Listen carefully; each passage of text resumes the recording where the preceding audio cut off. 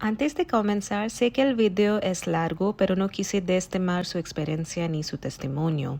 A lo largo del relato, ella comparte vivencias muy personales y, como podrán notar, en algunos momentos se emociona.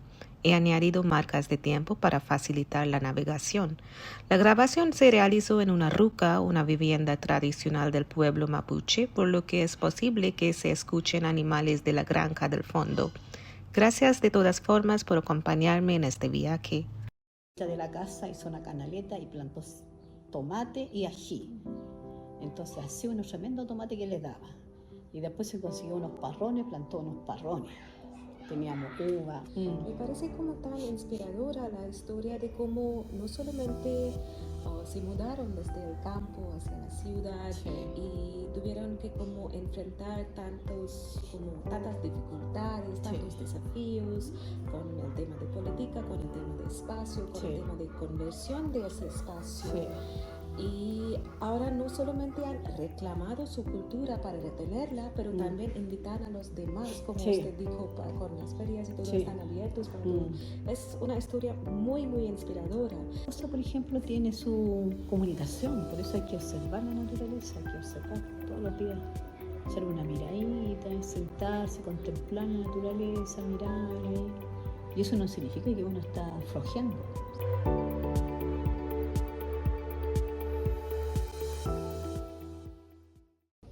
Hola a todos, estamos con la Juana Choquepancolipe, que pertenece a la comunidad mapuche, que es como la comunidad más grande de indigenio en el país de Chile y también en partes de Argentina, que se conoce por su resistencia a la colonización y también por preservar sus prácticas y su cultura de todos estos años. Así que muchas gracias por estar con nosotras. Y le quería empezar preguntando que cuando crecía usted, ¿cómo se preservaba o cómo se practicaba de hecho la cultura de su comunidad, incluso el idioma, la espiritualidad y todos estos aspectos? ¿Cómo lo ha experimentado como en el medio de Santiago? A ver, bueno, primero un saludo en mi lengua, Mari Pulamien, Inche Juana Chauquepancolipipiñén, Inche Tucún Lautaro, novena región. Bueno, un saludo, buenas tardes, mi nombre es Juana Chauquepancolipe, mi origen es Lautaro de la novena región. Bueno, de acuerdo a la pregunta que me hace, yo nací en Lautaro, como de allá son mi origen, la novena región, Temuco, por ahí. Yo estuve viviendo hasta los 6 años en el campo. De repente pasamos unos meses con mis papás, qué sé yo, porque en ese tiempo ya éramos nosotros 5 hijos que tenía mi mamá. Entonces era como una escala. Yo soy la segunda de los 5. Y vivíamos en el campo. Pasaba un par de meses, estábamos en las tierras de mi mamá, con mi abuelito, y después otros meses más estábamos en la tierra de mi papá, con la familia, mi abuelo, mi abuela y toda la familia. Así andábamos, los viejitos, porque la costumbre mapuche es tener tierra, es contar con tierra para poder ahí hacer la vida de familia. Entonces, mis ambos abuelos, ellos no tenían tanta tierra. Por ejemplo, por parte de mamá, mi abuelito, Antonio, él tenía 4 hectáreas y media. Era muy poca tierra y tenía 8 hijos. Entonces los hijos se fueron casando, algunos se quedaron, otros se fueron porque era muy poca tierra.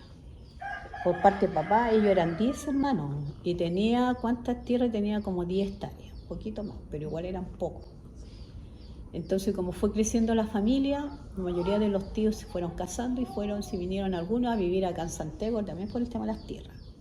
Mi papá también se vino a vivir acá en Santiago. Tuvo un año aquí viendo, digamos, cómo podíamos llegar nosotros acá a la ciudad. Tuvo un año y después mi mamá decidió también venirse con todo. Entonces nosotros éramos, imagínate, escalita. Mi hermana menor tenía como un año y tanto. Entonces viajamos en tren, qué sé yo, y llegamos acá a Santiago. Me acuerdo que llegamos a la estación central y de ahí lo fue a buscar mi papá, digamos, y nos llevó, digamos, a la casa de una tía, una hermana de él. Entonces la tía nos recibió allá en Renca, la comuna de Renca. Entonces ya estuvimos unos par de, no tanto tiempo, porque después mi papá se compró una casita de madera, se instaló por ahí en un campamento, cerca del río San Juan de la Guada, se llama ese río. Y ya ahí estuvieron unos par de años, un año y tanto parece, ya hicieron amistad con una familia, digamos, que también andaba en estos campamentos. No sé si sabe lo que es campamento. Es como un arreglo, como un tent se dice en inglés, pero no sé cómo se dice en Un inglés. campamento es, por ejemplo, lugares donde las familias toman un espacio y hacen su casa, se instalan con su casa. Sí. Entonces la invitaron un vecino invitó a mi mamá, vecina, le dijo, vámonos al campamento allá en el paradero 25 Santa Rosa, dijo. Allá nos formamos el campamento y ahí después ahí nos entregan las casas. Y así fue, se vinieron al campamento en el paradero 25. Hoy día está todo poblada, porque antes cuando nosotros llegamos era un peladero, era un fundo. Estaba detrás de la iglesia de San Francisco, estaba el campamento. Ha pasado un canalito, qué sé yo. Ya llegamos. Entonces el campamento era tan organizado, porque estaba constituido con grupos, digamos, políticos, comunistas, sobre todo más metidos los comunistas. Entonces habían varios, por ejemplo, estaba el campamento Ranquil, estaba el campamento, no sé qué nombre tenía, pero habían varios. Entonces ahí todas las mujeres y los hombres trabajaban. Por ejemplo, los hombres como salían a trabajar de lunes a viernes, y los viernes en la noche ellos se quedaban cuidando, haciendo guardia al lugar ahí, protegiendo el espacio. Durante la semana les tocaba a las mujeres. Se organizaban las mujeres, ya ponte tú unas par de horas, cada mujer se instalaban a hacer guardia. Así de organizado era. Ya después llegó el momento en que dijeron de que estas casas, donde estamos aquí, la iban a entregar. Teníamos que venirnos para acá porque había otro campamento que querían tomarse las casas. Entonces ya los viejitos decidieron si vienen todo el campamento y lo instalamos acá. Luego pasó como unos par de 2 años parece, terminaron de construir las casas y sin terminarlas no entregaron las casas. No entregaron las casas, entonces ahí nosotros nos instalamos. Así que, y eso fue, digamos, parte de mi niñez cuando llegué acá. Yo llegué acá, por ejemplo, tendría, como le digo, unos 6, 7 años y yo hablaba mapudungún, mi lengua. Mi mapudungún, mi mapuche hablaba yo. Mi mamá, me acuerdo que me mandaba a comprar al almacén, me decía, anda a comprar en mapudungún pan, huevo, ají. Entonces yo llegaba a pedir en mapudungún. Ponte tú, decía, ya, tráete, me decía, Marie Kofke, Marie Kofke, que significa 10 pan. Cayu Kuram, 6 huevos. Meli Chapi, 4 ají, de esos verdes, ¿verdad? Entonces yo llegaba ahí al almacén y lo pedía en mapudungún. Y no me entendía, entonces yo llegaba a mi casa llorando porque no me entendía la dueña del almacén, porque es lo que yo estaba pidiendo. Llegaba llorando, entonces ya y la mamá tenía que ir ella a comprar. Así que eso es una de la experiencia fea y mala que nosotros vivimos aquí en la ciudad. Fue un cambio totalmente brutal, por ejemplo, de llegar del campo, donde es como un espacio así quizá más grande el campo, donde había río, qué sé yo, cuando hacía calor uno llegaba, partía a bañarse. Y llegar aquí a una casa que apenas tenía un antejardín, como de aquí a la pesa de allá, la punta, un antejardín, y eso era todo el espacio que había para jugar. Entonces igual fue un cambio fuerte para nosotros. Fue un cambio muy fuerte para nosotros, porque igual, por un lado, digamos, dejar el campo, dejar a los abuelos, por parte de mamá y por parte de papá, y llegar aquí a un espacio donde no conocía a nadie, donde no tenía tanto espacio para jugar. Entonces, y eso, el tema de la convivencia, de vivir hacinado, porque la tía nos facilitaba una pieza, 2 piezas nomás, y ahí teníamos que vivir. Y compartir, digamos, la cocina. La mamá no podía ella cocinar lo que ella quería, tenía que que ver lo que la tía cocinaba. Sí. Entonces también nosotros no podíamos comer lo que nosotros queríamos. Así que eso de verdad que fue un cambio muy fuerte para nosotros. Después que llegamos acá, ya teníamos nuestro espacio. O sea, también era nuestra casa, ¿cachai? Era nuestra casa.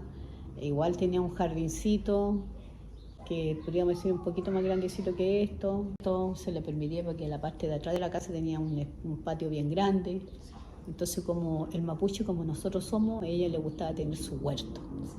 Tenía, por ejemplo, plantaba su cilantro, sembraba cilantro, cebolla, zanahoria, poroto, en el tiempo, todo eso en su tiempo, ¿cachai? Tenían árboles frutales. Me acuerdo mi papá por la orillita de la casa hizo una canaleta y plantó tomate y ají. Entonces hacía unos tremendos tomates que le daba. Y después se consiguió unos parrones, plantó unos parrones. Teníamos uva. Y eso ahí más o menos uno ya podríamos decir que era un poquito ya algo de uno. Entonces, ya después con el tiempo la mamá, por ejemplo, ella mantuvo lo que es la tradición. Ya cuando ya tenía su casita, ya era lo suyo. Entonces ella empezaba a celebrar el Año Nuevo Mapuche, por ahí por el 21 de junio. Entonces en esa fecha ella se preparaba, ponte tú, hacía sopaipilla mapuche, hacía catuto, hacía mudai, hacía un estofado que ella le llamaba así, con un estofado con diferentes carnes. Entonces, y eso, digamos, huachipanto, decía año nuevo.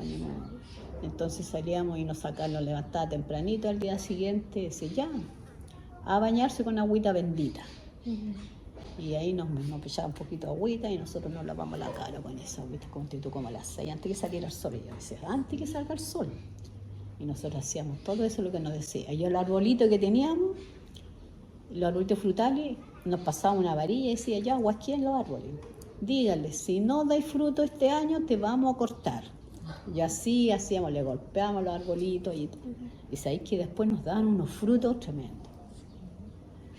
Y eso, entonces ahí es como empezamos a retomar nuestra tradición, nuestra costumbre mapuche. Por Miñuque, porque ella siempre nos mantuvo vivos. Desde ahí no teníamos este espacio, porque ni pensamos todavía poder, digamos, contar con una organización, tener esta ruca, tener el Villatúgue, un lugar de ceremonia. Ni pensamos tener en esos tiempos.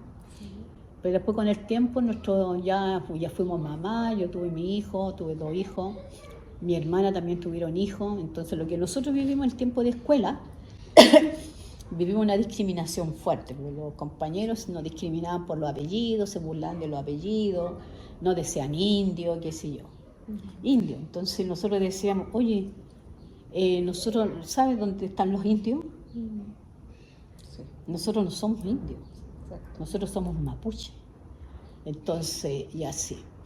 Ahí tenía una hermana, digamos, menor que yo, y ella era peleadora. Cuando le decían india, le pegaba a los cabros. A las niñas le tiraba el pelo. Pero ella decía, no, nosotros somos mapuche. Los indios están en las Indias, decía. No aquí. Aprendan, infórmense. Y así, pues como te digo, cuando ya teníamos nuestro hijo, llamé por mi parte, yo no quería que mi hijo viera lo mismo que vivimos nosotros, esa discriminación con los compañeros. Que ellos mantuvieran, a pesar que nosotros igual, por ejemplo, por lo que hacía Miñuque, pero ella lo hacía en la celebración del Año Nuevo de Mapuche una vez al año. Sí. Más durante ese año no vivíamos más de la cultura. No se practicaba tanto, solamente en ese tiempo del huachipanto. Ella lo mantuvo siempre. Entonces ya, para que nosotros, digamos, no vivieran nuestro hijo, formamos esta organización. En el 97 nosotros formamos esta organización. ¿Te das cuenta? Pero igual antes habíamos participado en nuestra organización, como 3, 4 años estuvimos participando en nuestra organización. Y ahí nos salimos de esa organización porque nos quedaba muy lejos. Entonces dije, ¿por qué no formamos una organización aquí mismo donde vivimos, en esta villa? Y hablamos con la Junta de Vecinos, y la Junta de Vecinos nos ayudó, digamos, a conseguir familias mapuche que viven por aquí. Entonces ahí conseguimos la familia mapuche y organizamos y formamos la organización. Y ahí de en adelante, digamos, partimos. No teníamos este espacio, funcionamos en la Junta de Vecinos. La Junta de Vecinos nos facilitó un espacio para poder organizarnos, reunir a la gente, tener reuniones y ahí partimos. Y después le echamos el ojo a este espacio, este espacio era un basural. Sí. Era un basural, un foco de delincuencia, porque aquí asaltaban a las personas en este espacio que era un peladero. Y la presidenta de la Junta de Vecinos, ella decía, decía este espacio, Juanita, ¿por qué no lo piden en comodato? Ya, pues. Y con un abogado nos ayudó a hacer, digamos, el comodato, el documento. Hicimos el comodato. Y ahí fuimos a hablar con el alcalde. Y el alcalde nos dijo, no, este espacio, Juanita, le corresponde a Servío, vayan a pedirlo a Servío. Fuimos a Servío con la presidenta de la Junta de Vecinos y la Junta, ya llegamos ya a Servío, fuimos a Obra y Obra nos dice, no, este espacio es de la municipalidad. Nos tiraban la pelota para allá y para todo un año, casi 2 años, nos tiraban la pelota. Ya hasta que un día la presidenta de la Junta de Vecinos, porque aquí, como te digo, se limpiaba el espacio y los vecinos al día siguiente vuelta a botar basura. No podían ver el espacio limpio. Entonces la presidenta de la Junta de Vecinos fue de nuevo a hablar con el alcalde. Le dijo, mire, ese espacio yo estoy cansada. Dijo, todos los meses tengo que llamarlo aquí a la diga para que vengan a sacar la basura. Los vecinos no aprenden. ¿Y qué le dijo el alcalde? Mira, veamos los documentos de la villa, dijo. Vieron los documentos. Mire, señora María, le dijo, este espacio le corresponde a la Junta de Vecinos. Ustedes como Junta de Vecinos tienen la facultad de entregar los espacios que estén heráceos, que no se ocupan, ustedes lo pueden entregar en comodato. Porque ustedes son la única Junta de Vecinos que tienen una sede propia en la villa, no es comodato. Eso de que nos dijeron a nosotros, cuando la señora María me va a la casa a verme, me dice, Juanita, me dice, ya estamos listos. Fui a hablar con el alcalde y dijo que ese espacio no corresponde a la Junta de Vecinos, así que yo le cedo el espacio en comodato. Vamos al tiro a la notaría. Y partimos a la notaría, pues nos salió 2 lucas, porque ya está listo el documento, había que la firma y el timbre del notario. Listo. ¿Cachai? Ya y aquí nos organizamos, ya a tal fecha vamos a hacer un mingaco, vamos a invitar a otra comunidad que nos ayude a limpiar el espacio. Y ya lo instalamos acá. Este espacio era un peladero, totalmente un peladero. Lo único que tenía que era un radín, un cemento, digamos, que esto era una cancha de básquetbol. ¿Cachai? Una cancha de básquet. Entonces nosotros dijimos, ya empezamos, llamamos a la retro, esa es la que va recogiendo la basura, arrastrando la basura, fue un cerro de basura. Entonces hicimos toda una gestión, que lo vinieran a buscar y lo fueran a tirar, no sé dónde van a tirar los escombros. Entonces y aquí ya se hizo eso. Este espacio, digamos, este cemento no lo pudimos sacar porque es muy profundo, muy ancho el cemento, muy duro. Entonces dijimos, si sacamos esto, o sea, igual necesitamos una maquinaria para que saque esta cuestión, porque no es llegar y sacarlo. Entonces dijimos, si así lo sacamos, si el enterrado es así, va a quedar un hoyo. ¿Cómo vamos a rellenar todo este espacio? Porque la ruca debiera estar en el espacio, debería ser de tierra, no de cemento. Entonces, pero ya, pensando ahí todos los socios, qué sé yo, ¿qué hacemos? Esto significa esto. Hay que tener plata para contratar una máquina para que rompa este cemento. Y después esto hay que botarlo, hay que pagar dónde se va a botar. Y lo que va a quedar va a ser un hoyo. ¿Cómo vamos a rellenar? O sea, encontramos puras cosas en contra. Entonces, ¿en qué quedamos ya? Se mantenga. Y aquí se va a hacer la ruca. Y aquí se construyó la ruca en el 2002. ¿Te das cuenta? Entonces, eso. Y bueno, y aquí estamos, así le empezamos a darle vida a este espacio. Le empezamos a dar vida con todas las actividades que nosotros hacemos acá en La Ruca. Hacemos actividad, ponte tú, bueno, nuestras actividades propias, por ejemplo, que Huachipanto, la celebración del Año Nuevo. Hacemos Guillatún, que son las ceremonias de fortalecer la energía, el espíritu. Hacemos juegos de palín, donde compartimos como familia, un tema de recreativo y de compartir. Aparte de eso, para la comunidad hacemos feria costumbrista, para que los vecinos vengan a participar y vengan a conocer la cultura. Y los socios que son aquí, las familias que participan aquí, ellos venden sus cosas, ponte tú, que hacen sopaipilla mapuche, que hacen tortilla, que hacen harina tostada, que hacen café de trigo y todo lo que es nuestra comida mapuche, nuestra gastronomía. Más el, más el tema de del cuánto que se llama, de la artesanía. Artesanía, que la joya mapuche, joya, qué sé yo, que el telar, cosas detalladas, y las familias vienen a comprar. Invitamos a otros pueblos, por ejemplo, hay un pueblo que no sé si he escuchado hablar del pueblo Rapa Nui. Ya invitamos a ellos, tenemos un grupo de Rapa Nui que ellos vienen todos los años, ellos vienen a mostrar su danza. Muestran su danza, su canto, qué sé yo. El grupo Aymara también invitamos. Grupo Mapuche, las mienes que cantan. Y ahí estamos. Este año invitamos a un socio de la organización, dijo si podía traer a un grupo de niños que hacen batucada. Un colegio, digamos, un curso de niños de un colegio que hacen batucada. Que venga. Así que ahí invitamos a participar y otro grupo como Sol y Lluvia que nos vienen a acompañar también. Así que somos así abiertos para que la comunidad venga a conocer, digamos, las actividades. Así que es una de las actividades abiertas. A veces hacemos encuentros culturales, también invitamos a otras organizaciones y aquí también se hace lo mismo que en la Feria Costumbrita, se venden cosas. A veces hacemos torneos de palín, invitamos a diferentes equipos de juego de palín, los palifes, qué sé yo, y vienen a jugar acá.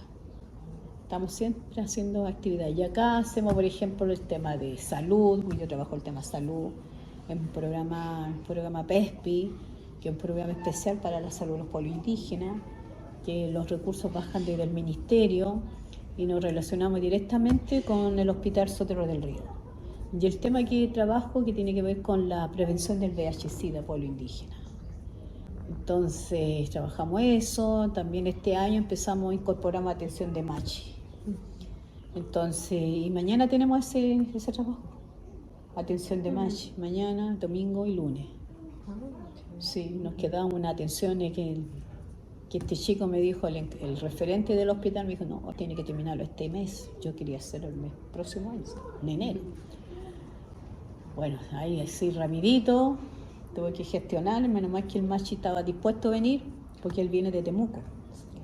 Hoy día viajan en la noche y llegan mañana temprano. Así que mañana tenemos atención de las 9 hasta las 5 de la tarde. Sí. Mañana, domingo y lunes.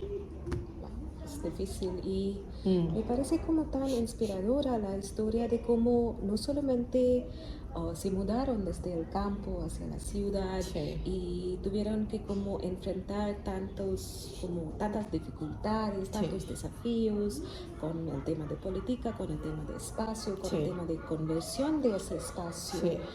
Y ahora no solamente han reclamado su cultura para retenerla, pero también invitan a los demás, como usted dijo, con las ferias y todo, están abiertos para todo. Es una historia muy, muy inspiradora. Y entonces me gustaría como profundizarme en el tema porque, por supuesto, como dijo usted, que había discriminación, usted también lloró por el tema de idioma. Entonces, conceptos como, digo, el Kumemongen se dice. Kumemongen. ¿Cómo este tipo de conceptos se vinculan con la salud emocional y con la resistencia? Y también, ¿qué opina usted sobre la terapia occidental y qué puede aprender de ustedes? Mira, bueno, nosotros lo estamos aplicando con este tema del trabajo que nosotros hacemos de la prevención del VIH-Sida desde la visión mapuche, desde la cosmovisión, con pertinencia. Entonces está el espacio, que es la pertinencia, la ruca. Está nuestro espacio ya, el lugar de ceremonia, el guillatúhue, que hay en ese espacio, digamos, donde uno libera las malas energías, donde liberáis cuando hacemos ceremonia, uno libera esa mala energía, las botas, porque son las malas energías, son las que te enferman, las que no te deja estar bien espiritualmente. Tiene que ver con la espiritualidad. Bueno, aquí en La Ruca también es un espacio de liberador de malas energías. Porque aquí lo que nosotros hacemos, por ejemplo, cuando vienen diferentes grupos, por ejemplo, vienen grupos de adulto mayor, grupos de escolares, grupos de estudiantes universitarios, extranjeros así como ustedes, entonces le hacemos la misma dinámica, porque es nuestra costumbre. No podemos tener una dinámica diferente por grupos, sino que todo es para igual. Y lo ideal, por ejemplo, cuando vienen esos grupos, nosotros los citamos en la mañana, porque en la mañana, antes del mediodía, se tiene que hacer ceremonia. En la tarde nosotros no hacemos ceremonia. Entonces solamente en la mañana, mientras más temprano mejor. Entonces como son instituciones, cuesta que podemos decirle ya vengan a las 7. No, difícil va a estar a las 7, porque por ejemplo un colegio va a ser difícil. Ahora, por ejemplo, sobre todo, por ejemplo, hoy día hay colegios en el tema de las religiones, que son evangélicos, qué sé yo, entonces, y tienen otra mirada, ellos tienen otra visión. Entonces, cuando nosotros hacemos ceremonia en el Guillatú, que es el lugar de ceremonia, ellos dicen que nosotros estamos hablando con el diablo. Entonces, por eso también hay mucha contradicción en el sentido. Pero, bueno, igual aquí, por ejemplo, igual llegan niños o jóvenes que son evangélicos, pero ellos igual se adaptan de repente por la curiosidad, por el tema, digamos, a ver qué, cómo es, la curiosidad más que nada. Entonces igual participan y hacen lo que nosotros les decimos. Y después, porque después que hacemos la ceremonia, nos sentamos acá en círculo y ahí les vamos preguntando, porque costumbre mapuche, por ejemplo, hacer el chalitún. El chalitún es el saludo. El saludo, y ese saludo significa también que se tienen que presentar. Entonces ahí se presentan todos los que participaron, saludan y se presentan. Entonces nosotros le decimos, bueno, costumbre mapuche, en la presentación usted se tiene que presentar con sus 2 apellidos, porque usted no es solo, o salió del aire, le digo yo. Usted tiene un papá y una mamá. Entonces la costumbre de nosotros como mapuche, cuando nos presentamos, tenemos que decir los 2 apellidos. El apellido por parte de papá y el apellido por parte de mamá. Las 2 familias se tienen que presentar, porque no estamos solos. Y hay algunos que se presentan solamente con el apellido del papá. Entonces, igual nosotros le decimos, no, usted, ¿por qué siempre dejan a la mamá, la dejan fuera? No la incluyen ahí, no la presentan también con su apellido. La mamá es la más importante, porque la mamá, ¿cuántos meses te tuvo en la guata? 9 meses.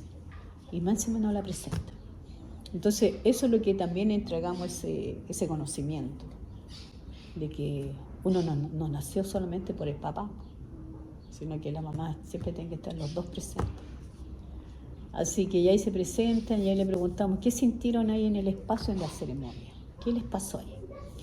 Y hay algunos que dicen, yo sentí una emoción, me dieron ganas de llorar, me emocioné, sentí una alegría, me sentí bien, yo venía con dolor de cabeza, pero ahí se me pasó el dolor, venía con dolor de estómago y se me pasó el dolor ahí. Entonces se siente feliz, se siente relajado. Así que ahí lo que ellos comentan, lo que sintieron allá. Por eso es que es importante la ceremonia en la mañana. Liberador de mala energía.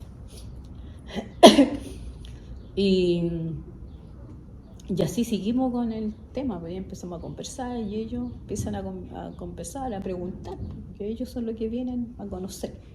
Y empiezan a preguntar cosas, por ejemplo, preguntan por qué está el fuego ahí al medio, por qué, empiezan a preguntar cada cosa que ven que es para ellos es novedoso, empiezan a preguntar.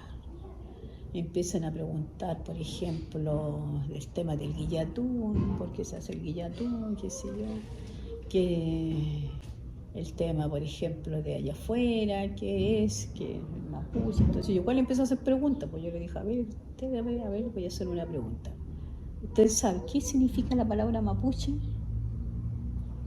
De hay algunos, se ponen a pensar y ni saben siquiera lo que significa, pero siempre hay uno. Mapuche significa gente de la tierra. Así es. ¿Por qué será que significa eso? Hay que interpretar esa palabra, mapuche, gente de la tierra. ¿Por qué será? ¿Qué se le ocurre a usted? ¿Qué se le ocurre a usted? Y le empiezo a hacer preguntas a él. Ya entonces empiezan a decirle, no, porque ustedes se comunican con la tierra, empiezan a decir, se conecta con la tierra. Sí, todo eso, válido. Sí, ya yo les complemento, sí, todo lo que ustedes dicen es así. Pero también quiero complementarlo, ¿por qué nosotros qué sé yo, nos comunicamos, nos conectamos con la naturaleza? Gente de la tierra, nosotros somos parte también de la tierra, somos uno más. Acá el bichito más pequeñito es parte de la tierra y por algo está. Todos los seres vivos que existen acá en la tierra por algo están, no están solamente por estar. Nosotros somos seres humanos, somos parte de la tierra. ¿Por qué estamos aquí? Si yo les pregunto, ¿por qué están aquí en la tierra ustedes? No están solamente por estar. Nosotros somos seres humanos, somos parte de la tierra. ¿Por qué estamos aquí? Si yo les pregunto, ¿por qué están aquí en la tierra ustedes? ¿Por qué? ¿Y para qué? Entonces ahí empiezan a decir que no, para estar con la familia, para cuidar a la familia, para cuidar a la naturaleza, todo eso. Pero también nosotros también estamos aquí como unos cuidadores, como unos guardianes de la tierra, que tenemos que cuidar el agua, que tenemos que cuidar las plantas, los árboles, todos los seres vivos. Porque para ellos están por algo. Le voy a contar algo, le dije yo. Por ejemplo, el mapuche, digamos, ¿por qué mapuche gente de la tierra? Porque nosotros nos conectamos con la naturaleza, hablamos con la naturaleza, entendemos la naturaleza, entendemos, por ejemplo, los pájaros cuando están gritando, qué es lo que están diciendo y por qué de repente está el pajarito, por ejemplo, si uno va a salir y el pajarito se paró en un arbolito al lado izquierdo. Entonces uno mira para, está el chucao ahí, me va a ir mal, no salgo, me quedo en mi casa porque el pajarito me avisó.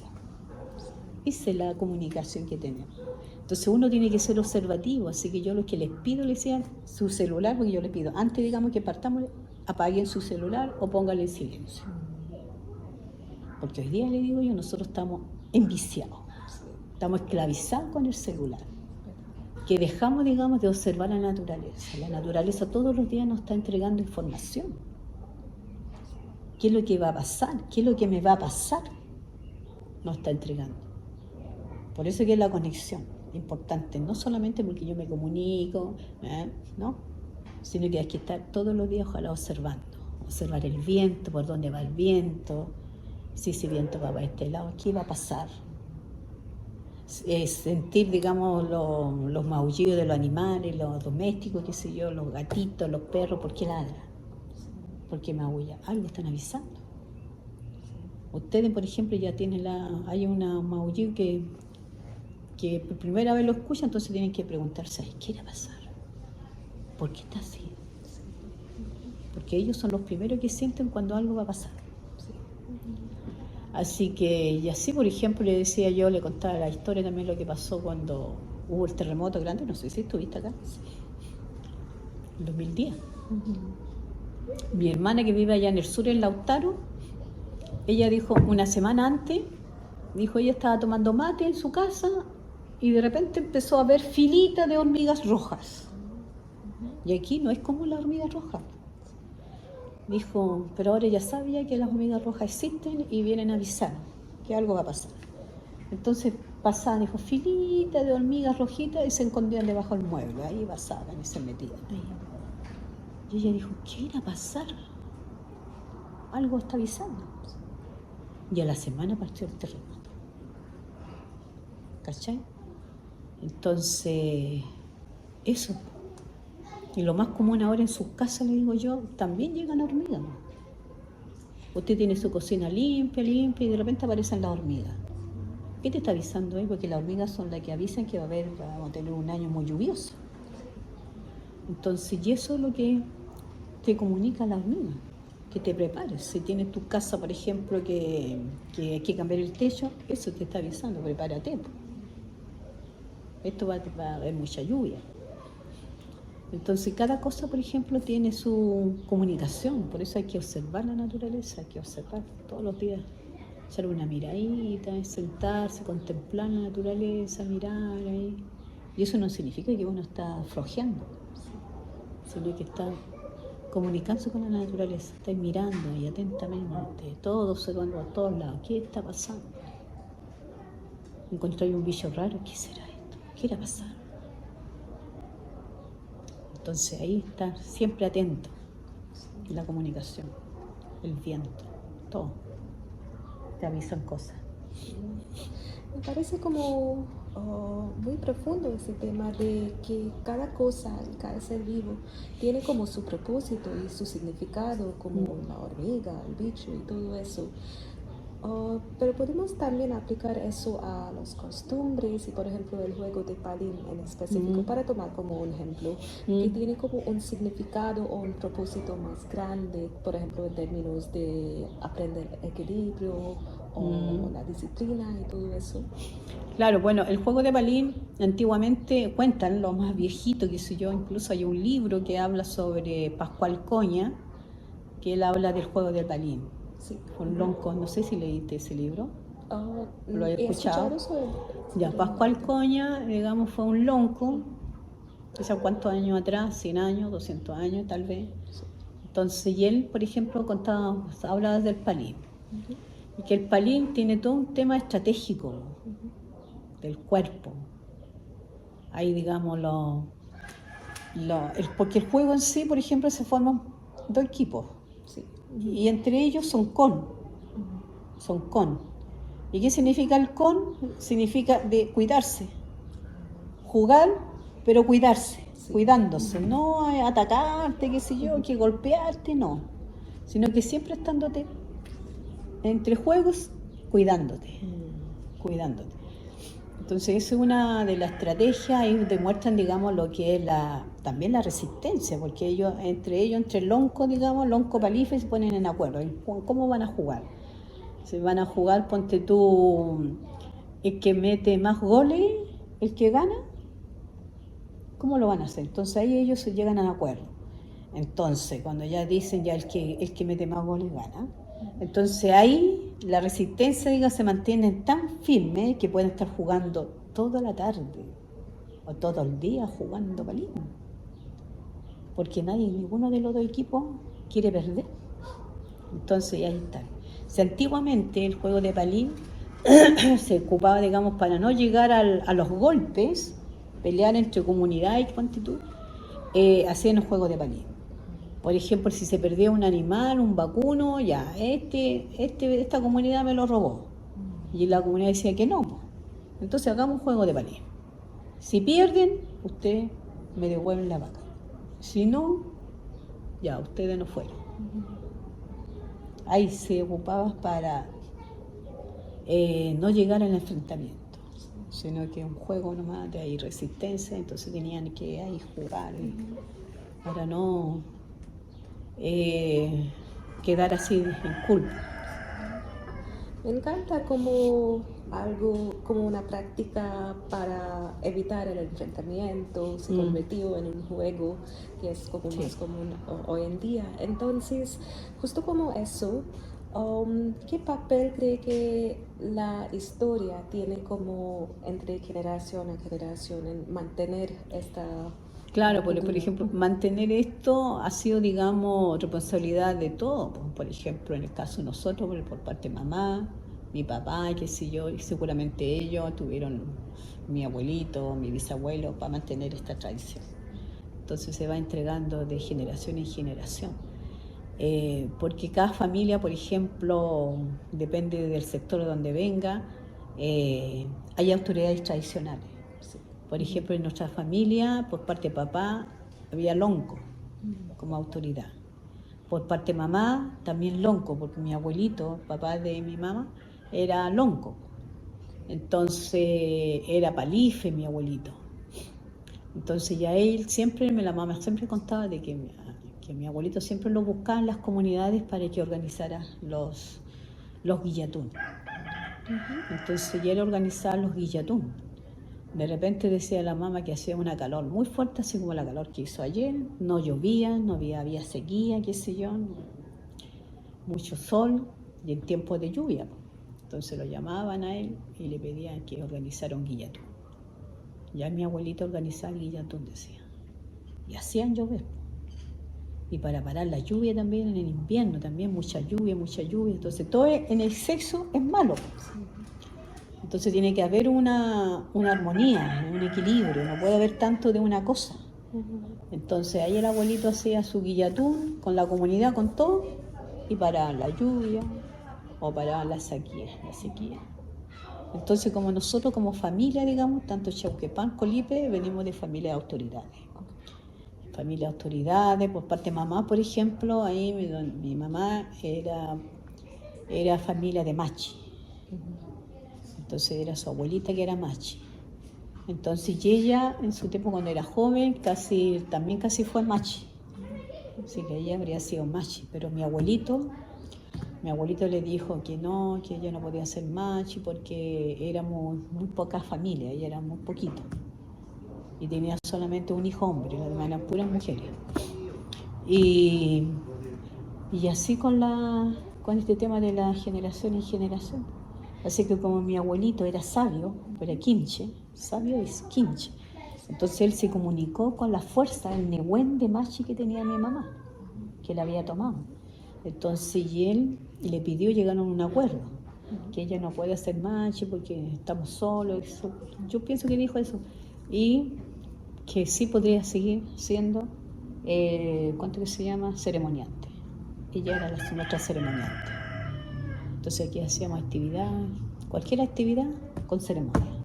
Los juegos de palín siempre parten con ceremonia, donde participa la familia, participan todos, del más chiquitito al más viejito participamos. Entonces ahí los chicos, los más chiquititos siguen manteniendo ahí de esta grande la tradición. Y fíjate que y así quedó mi viejita, ceremoniante. Bueno, y ahora está en el Bueno Mapu descansando, está arriba, con mi papi, con mi hermano mayor. Mi hermano él era el único hombre, están allá en el Bueno Mapu, la tierra de arriba. Así que desde allá ellos nos están mirando. Para nosotros, digamos, no es una despedida, sino que es un cambio estamos aquí en la tierra, pero después llegamos al cielo. Entonces desde allá ellos nos siguen mirando, nos siguen viendo ahí cómo estamos, si estamos bien, estamos haciendo lo que ellos dejaron, el legado, ¿qué estamos haciendo? Así que esa es nuestra forma, digamos, de igual aparte, digamos, todo lo que uno hace, al menos para nosotros como mapuche, el pueblo mapuche es muy ceremoniante, es de energías. Entonces cuando dejas de ser energía, como que se te baja la armonía, el espíritu se te pone débil. Yo digo que eso tiene que ver con la salud mental. Se te decae, qué sé yo, tu Nehuen, tu fuerza, tu energía. Entonces, y con la ceremonia, por eso te decía yo, la ceremonia, haciendo afafán, un grito que nosotros hacemos, y a través de ese afafán se van todas las malas energías, las fuerzas malas se van. Y ahí quedamos así súper bien y empezamos la actividad. Eso como el Cumemunguén, cómo lo relacionamos nosotros, Cumemunguén, cómo nos relacionamos con la naturaleza. Si actuamos bien o actuamos mal, Cumemunguén. Entonces como nosotros decimos todo lo que se mueve, todos los seres vivos están allá, entonces tenemos que cuidarnos ambos. Ellos nos protegen y nosotros los cuidamos también a ellos. Y de esa es la forma, digamos, de mantener el Cumemunguén, estar bien con tu entorno, con la naturaleza, con los seres vivos, con todo. Así que tenemos que agradecer no solamente a ella, pero a generaciones de personas, como dijo ella, sobre sus padres, sus abuelos, ancianos y todo eso. Pero antes de cerrar la entrevista, quería preguntarle si hay como un mensaje que no se quiere como comunicar a todo el mundo sobre la cultura o la salud emocional también. Bueno, decirle de que yo creo que para todos los seres vivos, todas las personas, el ser humano en general, de que uno siempre tiene que ser agradecido. Siempre tiene que agradecer por todo lo que la naturaleza te da. Por la fuerza, por tener tu familia, por tener que tu mamá te acompaña. Por todo, digamos, uno tiene que ser agradecido. Por el trabajo, por las amistades, por todo lo que te rodean. Entonces uno tiene que estar siempre agradecido. Agradecer al Añuque Mapu, a la Madre Tierra. Siempre estar agradeciendo. y pidiendo, digamos, primero agradecer, no solamente decir gracias, no, sino que ojalá uno le pueda dar, ofrecer algo, una ofrenda, aunque sea un poquito de agüita a la tierra. Y a través de esa agüita agradecerle, qué sé yo, y que nunca nos falte el agua, porque el agua hoy día también está un tema, hay países que están debatiendo el agua. Entonces, eso, siempre pedir, agradecer por todo lo que te da.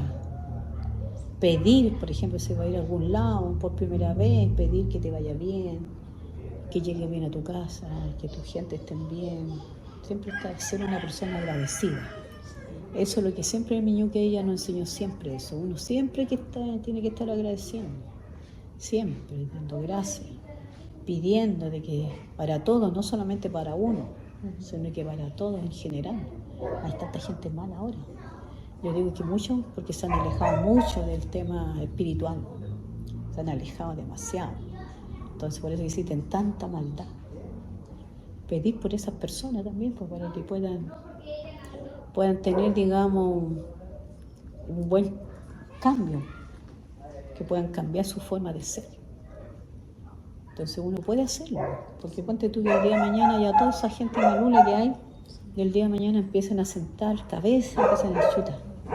La estoy haciendo mal, voy a empezar a cambiar. Y así con todos los políticos, con toda la gente, porque hay tanta gente mala, sobre todo los políticos corruptos. Así que eso es lo que yo diría, ese es el mensaje que dejaría, digamos, de que uno como ser humano, sea indígena o no indígena, tiene que ser agradecido. Agradecer por todo. Y pedir también por la familia, por las amistades, por todo también. Eso más que nada. Y eso era todo, chicos. Y como dijo ella, no solamente hay que dar gracias por dar gracias, pero también como desear desde el corazón la bienestar de todo el mundo, y debe haber como un aspecto de reciprocidad también.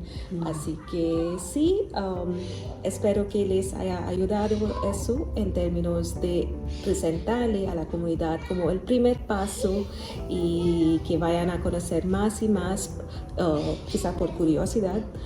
Pero sí, y le damos gracias de nuevo. Muchas gracias. Felay también, Felay, Fentre Mañón, Come Mumen, Come Dumun, Come Acuy también Rucá. Y eso. Muchas gracias a todos. Nos vemos pronto.